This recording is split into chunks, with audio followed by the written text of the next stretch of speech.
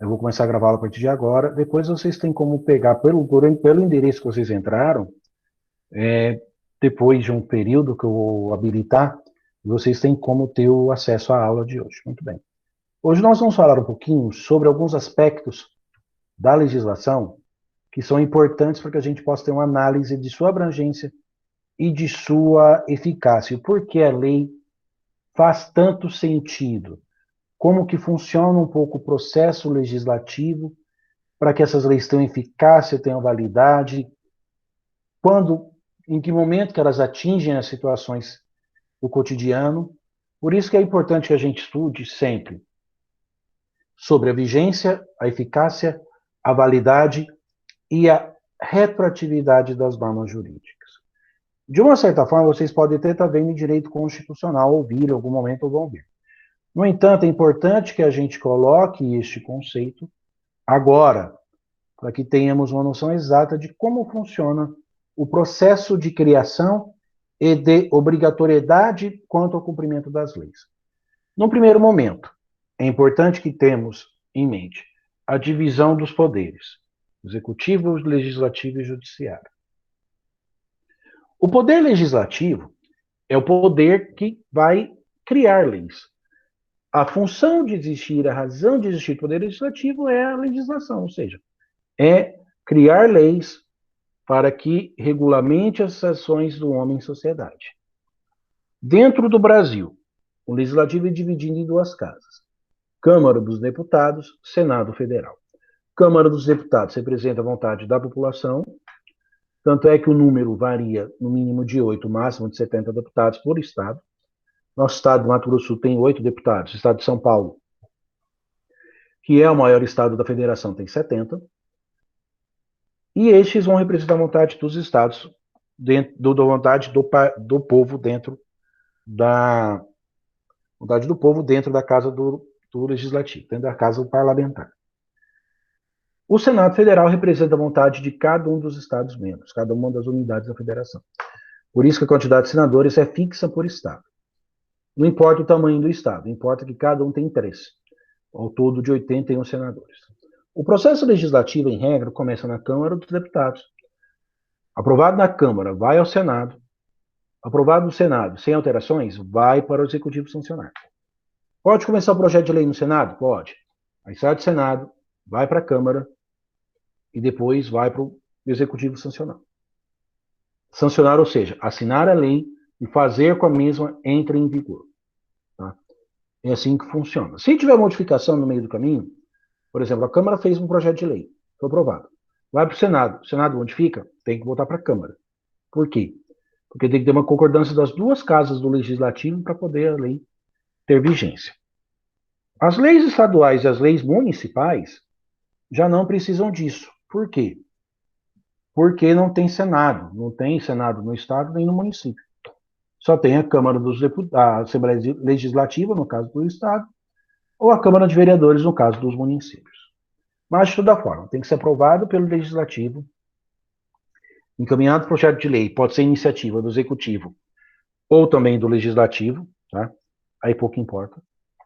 Mas tem que passar pelo Legislativo para poder ter validade, poder ser aprovado, e depois dessa aprovação, vai para o Executivo. Ele vai sancionar, vai assinar a lei, e assinando a lei, ela pode entrar em vigor, daí nós vamos estudar a questão da vigência, a partir da data da assinatura da lei ou em um momento posterior.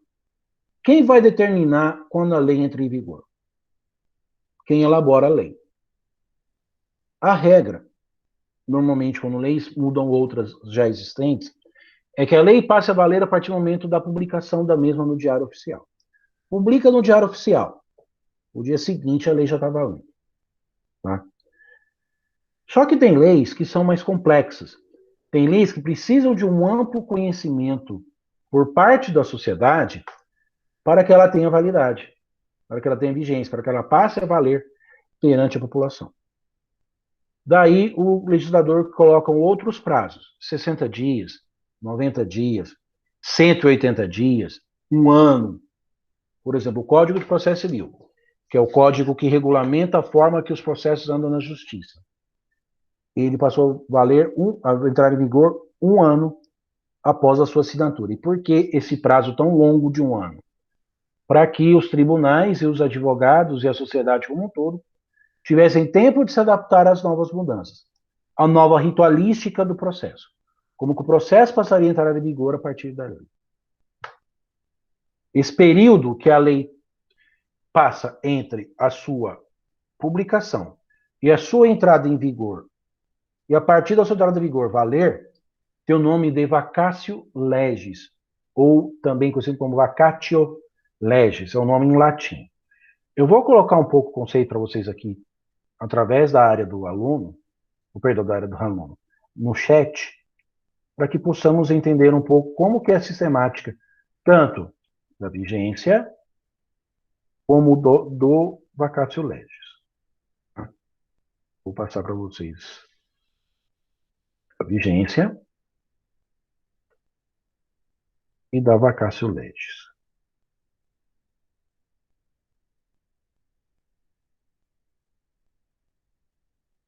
A vigência é medida excepcional de validade, temporal de validade, ou seja, a qualidade da norma jurídica concernente à sua finitude temporal, ou seja, desde quando que a lei começa a valer? A partir de quando que eu sou obrigado no cumprimento daquela norma legislativa? É toda norma que está estritamente atrelada à sua entrada ou saída da dinâmica do sistema jurídico. Em regra, quando uma lei entra em vigor, isso é importante, a vigência da lei tem prazo de validade, ou seja, a lei tem um prazo X para valer? A regra não tem. Uma lei, em regra, foi feita para durar indefinidamente. Eu tenho até algumas leis com prazo de validade, por exemplo, a lei orçamentária, a lei que regulamenta o orçamento da União, dos estados e dos municípios durante aquele ano. Essa lei tem um prazo de validade. Agora, a maioria das outras, não. Vocês vão ver lá o Código Penal. Por mais que o Código Penal seja antigo, de 1940, ou seja, vai fazer 80 anos, muitos dos seus conceitos ainda estão vigentes. Teve leis que modificaram, etc. Mas o código é de 40 e está valendo. Não tem um prazo de validade o Código Penal. O Código Civil é de 2002. O Código Civil de 2002, ele veio suceder um código de 1916, e também não tinha prazo de validade. O Código atual também não. Vocês estão vendo até o direito civil agora no direito civil 1. Essa lei que decretou o estado de calamidade pública, em razão da pandemia que estamos sofrendo, ela tem um prazo de validade. Pelo menos o decreto do estado de calamidade tem, até o dia 31 de dezembro de 2020. Até lá, esse decreto está valendo. Tá? Isso que é a vigência, o momento em que a lei está, vamos dizer assim, sendo aplicada. E as pessoas estão submissas ao seu cumprimento. Esta é a vigência. Tá? Só que, como eu disse, ela passa a valer, passa a entrar em vigor a partir de um determinado momento. E quem vai determinar esse momento? É o período de vacatio legis. O que seria vacatio legis? Um vazio para aplicação da lei. Ou seja, é um período de adaptação entre a lei velha, que deixará de existir, e a lei nova, que a partir do momento da entrada em vigor passará a existir. A lei velha sai de cenário, ficará uma lei revogada e passará a viger a lei nova. É nesse sentido da importância que nós temos de estudar a vigência das leis, a partir de quando ela está se fazendo valer cumprir. Tá? E a questão da vacatio legis, que eu esqueci de colocar para vocês, que é o período compreendido entre a publicação da norma e sua entrada em vigor. Na omissão da lei, o prazo de sua vigência ocorre 45 dias depois da sua entrada, da sua publicação. Isso é o que diz a Lei de Introdução às Normas de Direito Brasileiro. Não tem prazo determinado na lei, segue 45 dias. Dias úteis ou dias corridos? Dias corridos. A partir do momento em que publicou 45 dias, a lei começa a valer. Se não tiver nada dentro da lei prevendo ao contrário. Se tiver, por exemplo, a lei passa a entrar em vigor na data de sua publicação. A partir do momento que foi publicada, já está valendo. Se não tiver esse dispositivo, 45 dias depois. Tudo bem? Agora vamos falar um pouquinho da eficácia da lei. Talvez seja um dos pontos mais difíceis de uma lei, até dentro do direito brasileiro. Por quê? Vocês já devem ter ouvido a expressão lei pegou, lei não pegou. E é exatamente isso. Uma lei é eficaz ou não é eficaz? A regra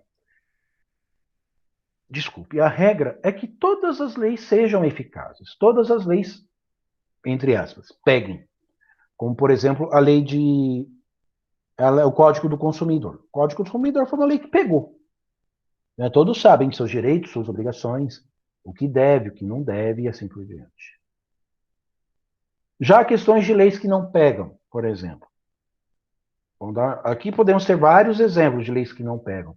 Mas quero colocar um exemplo mais fácil de se compreender. Leis que não pegam.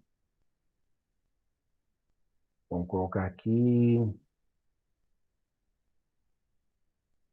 a questão do você dirigir e falar o celular ao mesmo tempo, por exemplo.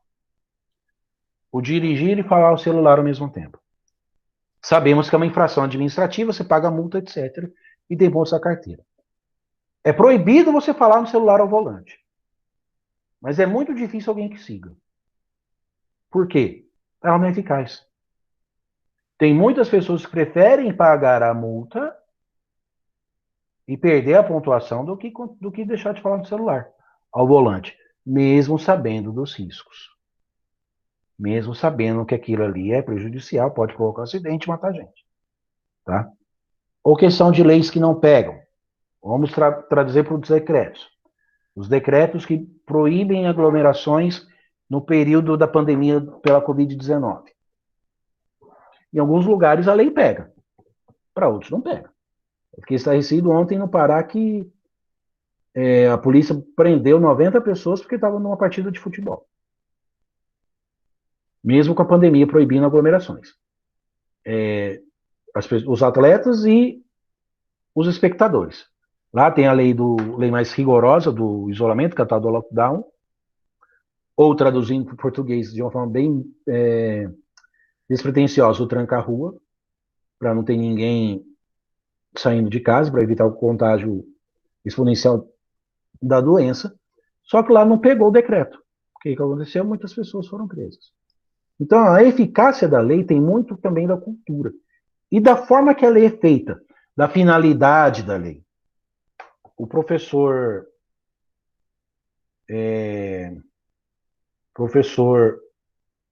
Bittar, ele coloca o seguinte: a eficácia tem a ver com a produção dos efeitos práticos pelas normas jurídicas, quando são absorvidas pela sociedade. O termo eficaz designa não fazer, efetuar, causar, ocasionar.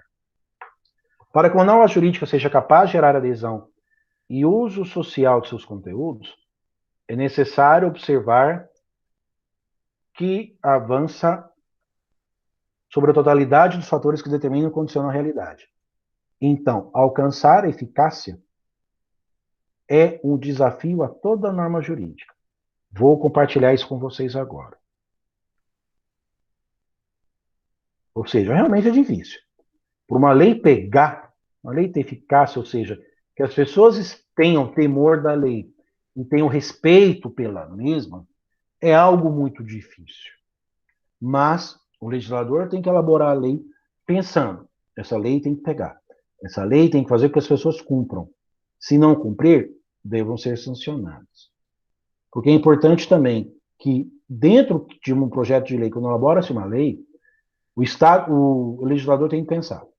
Essa lei tem que regulamentar, de uma certa forma, as ações das pessoas em sociedade, fazer com que as mesmas tenham consciência de sua importância, que se cumpra a lei, e se não cumprir, o Estado forneça meios de sancionar a pessoa que não cumpre a lei. É para isso que a lei é criada, e ele tem que pensar nessa questão para que a lei tenha eficácia. Não adianta leis muito rigorosas, por exemplo, ou vou colocar atos normativos, para a gente compreender melhor um pouco o exemplo que eu vou colocar agora. Vocês acompanham o noticiário, vocês devem acompanhar a questão lá de São Paulo, principalmente, que nos preocupa bastante a questão do corona lá em São Paulo, no estádio, na cidade de São Paulo em particular. E o prefeito até então colocou um rodízio de 50%. Metade dos carros não rodariam num dia, metade no outro, conforme o final da placa, ser par ou ímpar.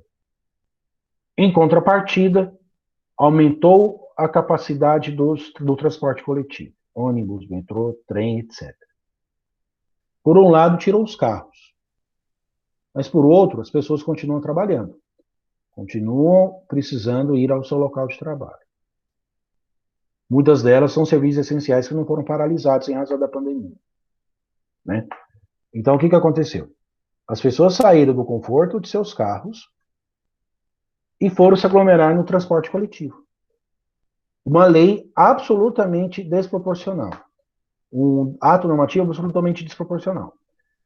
Que não tinha como ser eficaz nunca.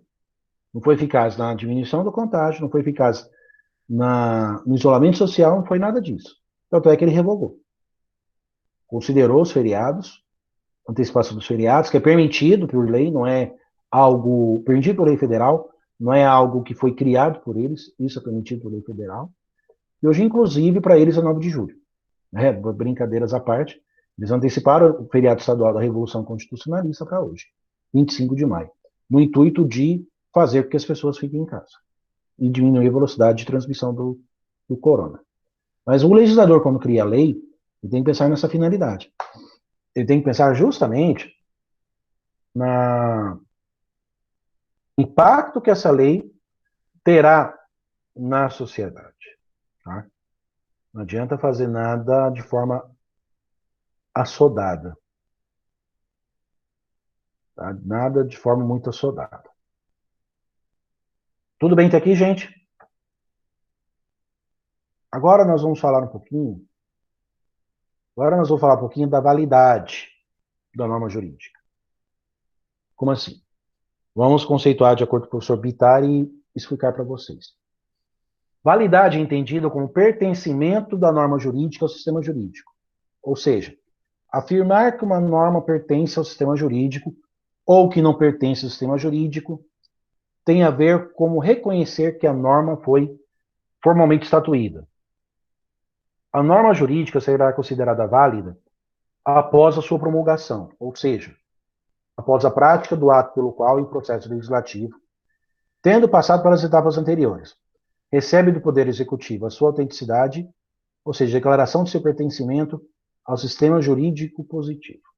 Vou colocar o conceito aqui para vocês também na chat, vocês copiarem, ou seja, sempre corta um pouquinho. Acho que tem um limite de caracteres essa bodega e eu ainda não me adaptei. Muito bem. Então, para a lei ela estar em vigor, ela tem que ser válida. E como que eu sei que uma lei é válida? Vamos explicar novamente a questão do processo legislativo, ou seja, como que as leis passam dentro das casas do parlamento. Primeiro momento, sai o projeto de lei. De acordo com a Constituição, qualquer deputado, qualquer senador, presidente da República, Supremo Tribunal Federal, ou a própria população, através de alguns sistemas, recolhimento de assinaturas, percentual mínimo de eleitores de cada estado e do país, podem ter um projeto de lei de iniciativa popular. Leva ao parlamento, o parlamento ou o deputado manda essa proposta de lei para a Comissão de Constituição e Justiça. Dentro desta comissão, será verificado se a lei é constitucional, ou seja, se não é uma lei que foi criada contra o ordenamento constitucional. Depois da Comissão de Constituição e Justiça, vai para as comissões temáticas. Dentro da Câmara e do Senado, existem várias comissões que estudam temas do cotidiano. Comissão de Economia, Comissão de Relações Exteriores, Comissão de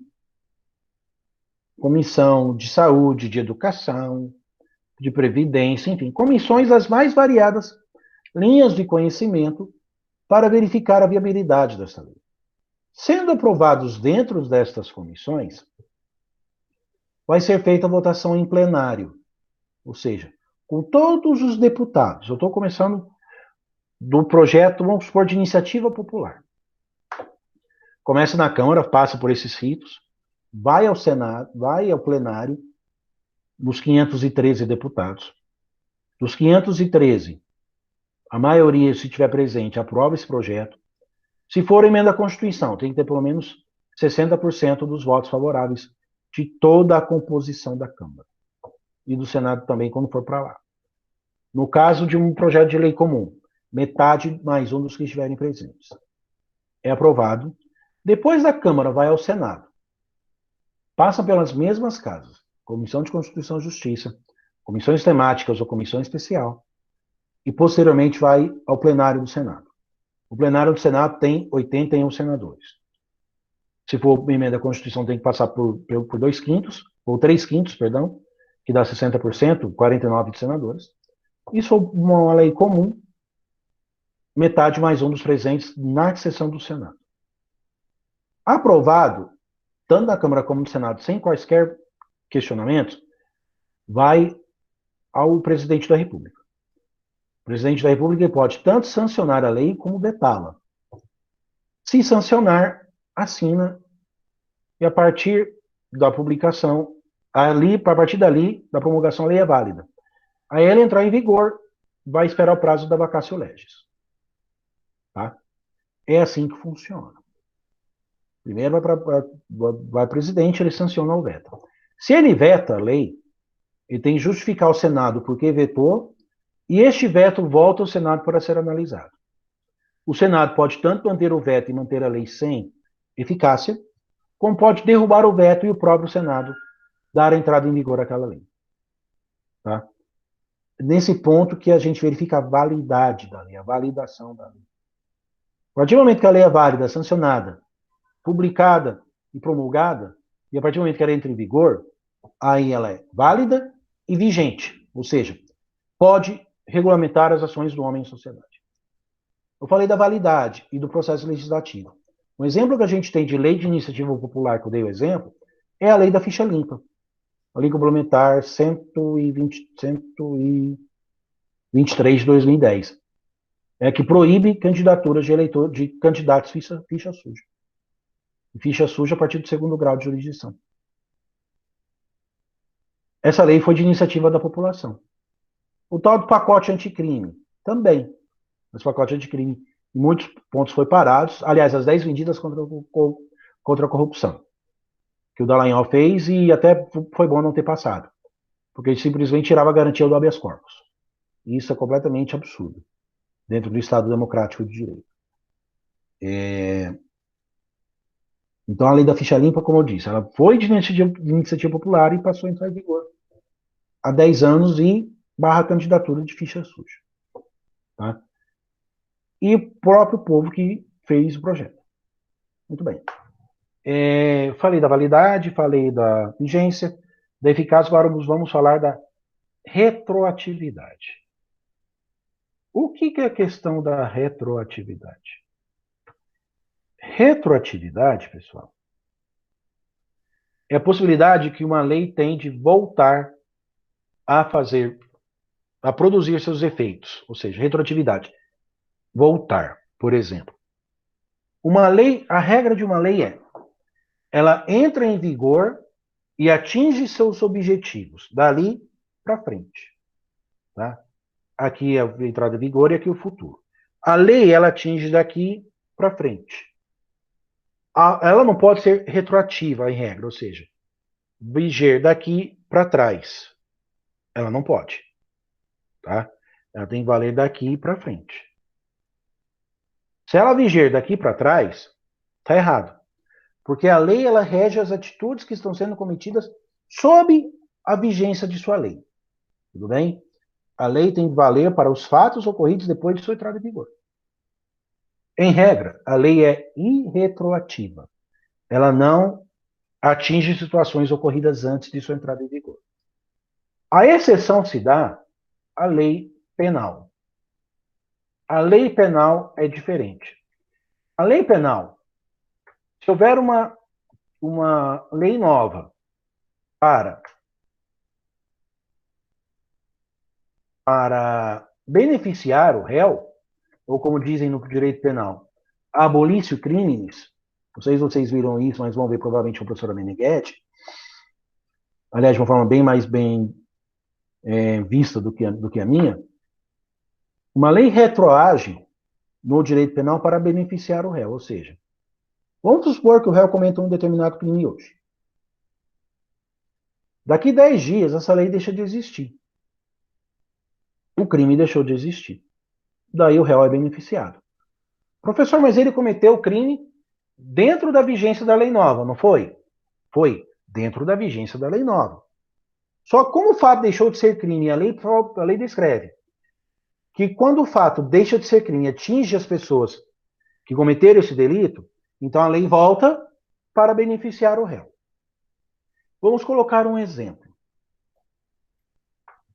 Em 2003, foi aprovado o Estatuto do Desarmamento, aumentando muito as penas sobre pessoas que andavam armadas, principalmente armas sem registro. Ou andavam ou tinham em casa. Muito bem. Nessa mesma lei, criou o referendo sobre a proibição da venda de armas de fogo no Brasil.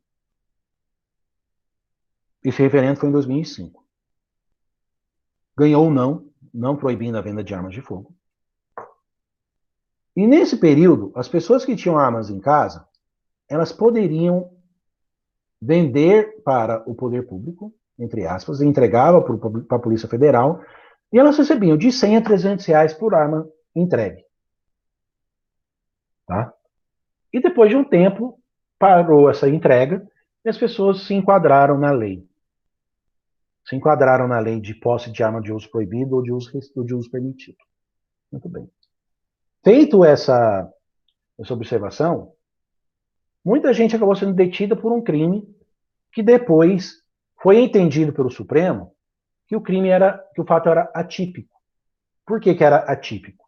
Porque a posse, até 2005, até 2005 não, até depois da prorrogação das portarias da Polícia Federal, que autorizavam a entrega das armas sem prender a pessoa, as pessoas que foram detidas pelo artigo 12 do Estatuto do Desarmamento, a posse de uso permitido ou proibido dentro de casa, essas pessoas deixam de cumprir pena, ou seja, é como se não tivesse cometido crime algum.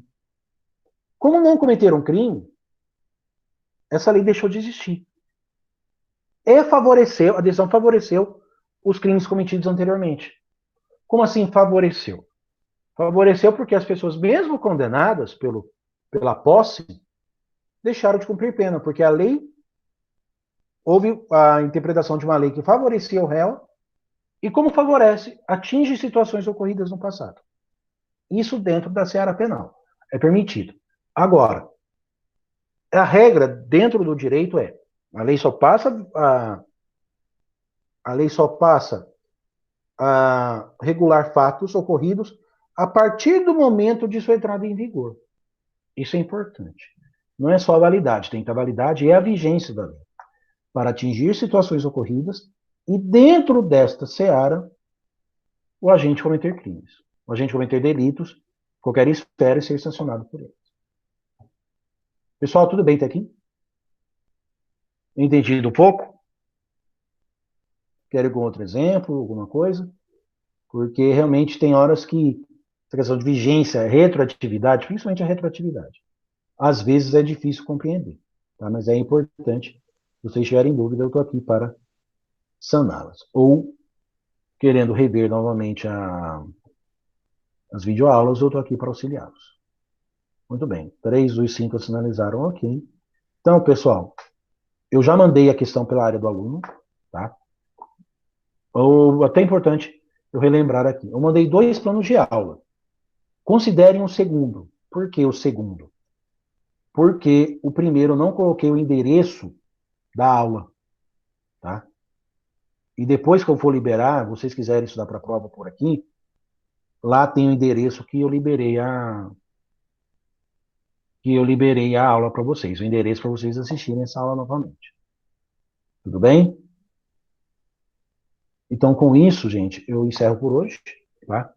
Desejando um bom dia a todos, boa semana, estuda e continuem estudando, focados. Tiver que sair, saiam usando máscaras e vamos nos empenhar bastante. Provas, a coordenação vai designar, mas parece que a partir do dia 8, tá? A partir do dia 8 de junho. E a matéria vai ser vai ser matéria do segundo bimestre. Eu não vou falar nada sobre história do direito. Vou falar a partir do momento sobre a noção elementar do direito e noções sobre ciência do direito. É a partir daí, tá? O trabalho não vai cair. Mas é importante que vocês tenham outro trabalho assimilado, a questão de hermenêutica e interpretação da lei, porque vai ajudá-los a elaborar a prova. Tudo bem? Assistir às aulas gravadas. Adjane, cada aula eu mandei um endereço para vocês na área do aluno. Né? Vocês podem clicar no endereço e assistir às aulas. Isso as aulas do Google Meet. As aulas do YouTube estão na minha página pessoal. Então é só entrar lá na página Francisco Arraes, aí vocês conseguem assistir as aulas do YouTube e aqui do Google Meet, clicando no endereço das aulas que vocês assistiram. Talvez a de hoje vocês não consigam imediatamente, porque o Google tem que mandar o e-mail para mim da aula e eu, dentro do e-mail, liberar para vocês. Liberar para quem tiver o link. Beleza? Então, pessoal, muito obrigado a todos. Bom dia, boa semana e até segunda-feira.